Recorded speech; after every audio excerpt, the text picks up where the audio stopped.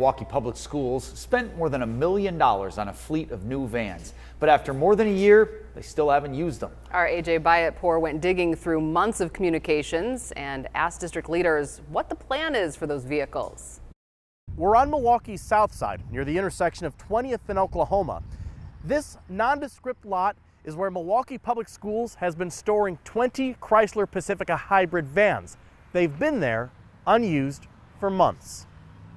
Back in the winter, a whistleblower within MPS tipped us off about the vans. In March, we found them in the south side lot, looking just like they are now. At that time, we asked MPS for all communications related to the purchase of these vans.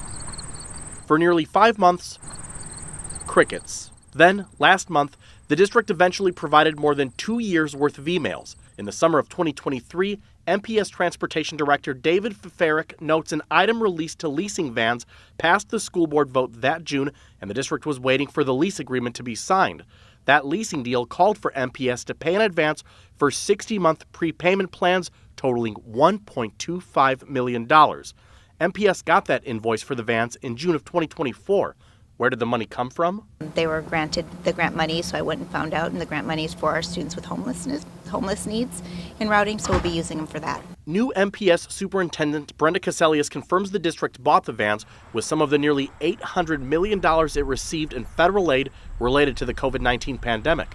That money had an expiration date, which explains why in February of 2024, Feferick wrote to the fleet dealer saying, quote, "If I don't spend this money in the next couple months, I lose the money." Once MPS got the vans, we found the timeline for getting them on the road continued to shift.